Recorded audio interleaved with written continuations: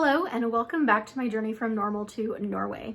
So it is Monday night, February the 14th. Yes, that is Valentine's Day here in Los Angeles. I just want to say thank you so much for spending your time with me. I was thinking about it and I thought there's no one else I would rather spend tonight with because you've chosen to spend this time with me. And time is our most valuable resource that we have to give. And so I'm just really thrilled and honored that you've chosen to spend this time with me. So thank you very much. And I'm really happy to be chatting with you, whoever you are out there watching this. So I have a few things to talk about in this video, but I still want to keep it on the shorter side. Oh, I know I'm really bad at that. I just kind of ramble and talk a whole lot. So here we go. The first thing I wanted to talk about is a fun exercise that I did recently about values. And for those of you who love Brene Brown, as I do, you might already know about this, but on a recent podcast of hers, she and her sister kind of talked about and went through this exercise that they do with the companies that they go in and work with. Those companies will, hire her to come in and help them work on some things. And so one of the, exercises that they have them do is this values exercise. And when Brene and her sister went through it on this podcast episode, they kind of did the whole thing and I kind of didn't, but I was super intrigued. And I mean, I love this stuff in general, all of the kind of, personality tests and learning about yourself and all of that. So anyway, it was right up my alley. But the first part of it was kind of going through this whole long list of values that they've curated over the years from all of Brene's research, all of her interviews with people. And you kind of start out by circling 10 to 15 that you think apply to you. And then you try to narrow it down from there and you want to get to 2. And so I went on the website, on the page for that episode and downloaded this document and kind of went through. And I think the first time around, I think I circled more than 15 probably. And then I kind of went with a different color and went with 5, made myself narrow it down to 5. And then I went with a third color and made myself narrow it down to 2. And it was a super interesting and fun thing for me. So it might be for you as well, to really kind of have to look at myself and my life and what is it that I value. And it was interesting because some of the other ones that, came in close to those top 2, kind of could be under an umbrella of either one or both of my top 2. And, it's just kind of like making yourself think about, what do I funnel everything through in my life when I'm making the big hard decisions? And when I feel most myself, what areas am I doing well in? What's contributing to that? And there's no right or wrong, better or worse. But my top 2 that I decided on were authenticity and love, which tracks. For those of you who've been watching, you're like, yep, that sounds about right. And so, yeah, I really feel like I'm at my best and I feel most like myself when I am being authentic, when I am allowing myself to fully be myself without judgment and without kind of, stamping down parts of myself, just letting me be me. Yeah, I really enjoy that and I appreciate it so much in others. And so I feel most comfortable with others who are authentic. And I feel most drawn to get closer to people who are. And I can sense when people are not being authentically themselves, and it makes me not want to get super close and intimate with them. So I think I have my best relationships with people who I kind of see that characteristic in. And the other one was love, which, yeah, that's kind of what I'm all about. And so I think when I'm loving myself and loving others, it's when I'm at my best. And when I kind of check in with, would a decision that I need to make contribute to those things? Would it help me to love myself and help me to love others better? That leads me to being happier and freer and all good things. So I really enjoyed that. If you feel like that's something you would enjoy doing for yourself, kind of the second part of that, after you narrow it down to those two, there's a series of questions that you can ask. I did not quite get to that part of it. I just really, really enjoyed the first part.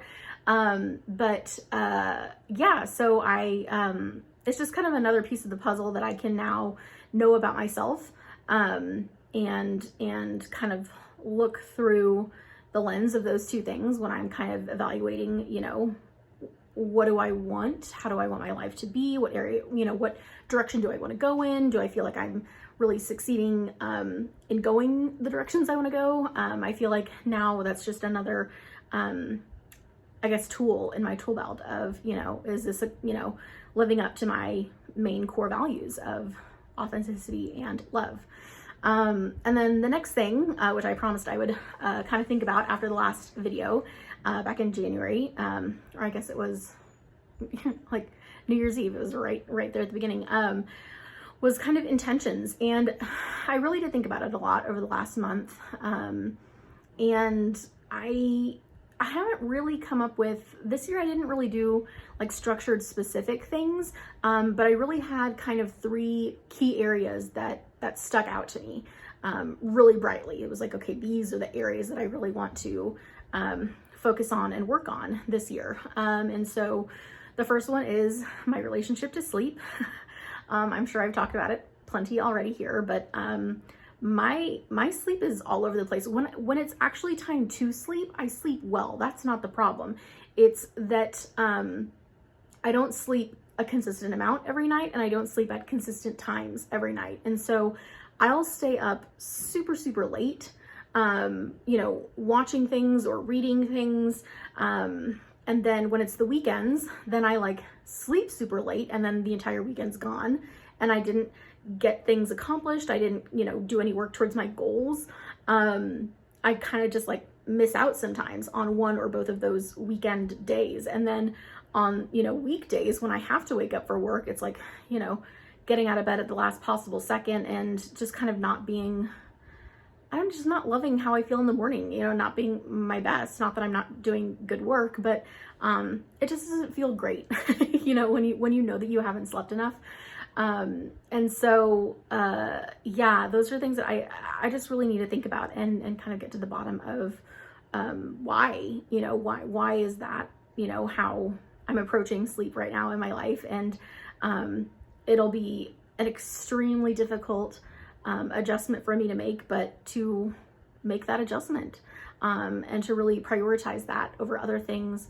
Yeah, I think that's going to be really difficult for me to do, but I know that it's something that will be really good for me and will feel really good to me and could lead to so many other good things in life. And so, it's something that I do want to do. It's just a matter of, prioritizing it over other things.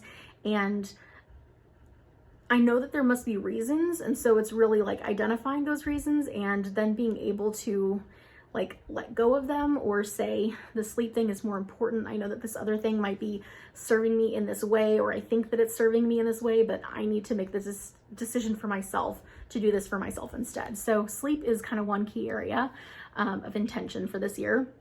Another one is Norway, not metaphorical Norway, real, actual Norway, the country. And so whether that means going back to visit again, or, you know, actually finding a job and moving there.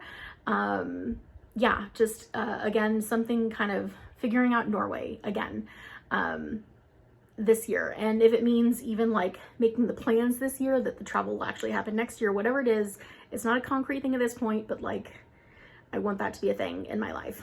And then the third area is, a romantic relationship, which, you know, if you've watched, other videos, you know, I've never had one of those, never been in a relationship, never, you know, been asked out on a date, you know, none of that ever. And so like, you know, going back to one of my favorite videos earlier on, even, you know, with all vulnerability, saying like never been kissed and never, felt the feeling of, a guy finding me attractive. So I've never experienced any of that. And, I will be, it's so strange to say, I will be turning 36 years old this year. Maybe I don't seem it, but I am. And I know that there's, you know, a lot of other women around my age, you know, where having kids is so important to them. And I don't know yet if I do or do not want kids, but this relationship feels more important to me. Like, that's the thing. I know that there's some women out there who, you know, will get a little bit older like I am, and if they're still single, they're like, well, I'm gonna have a kid no matter what, even if it's on my own. And for me, I'm like, I want this relationship, you know, like, I want my guy, I want my partner, I want my person to do life with, you know? And so, yeah, that's a scary one for me to say and to talk about, because I haven't done any of the apps, the online dating. I haven't really been a fan of that. It hasn't felt right for me, before, and it kind of still doesn't at this point. And then also with the pandemic, I have lived very cautiously and, you know, very alone in my little apartment bubble here, you know, leaving to, you know, do drive up pickup for grocery and, you know, food to go and stuff like that. So yeah, I don't know what that looks like. And I'm not going to lie. A big part of me is like, well, my guy's not here. He's in Norway. So it's, you know, a little bit easier to put off right now because I'm like, well, you know, like, he's not going to be here. So I just need to get over there. If any of you out there, you know a Norwegian guy or a guy, you know, in Norway who would like, you know, who would not mind, you know, a loud American girlfriend, let me know. I am here. So, yeah, those are kind of my three, areas of intention for this year. Sleep and Norway and relationship.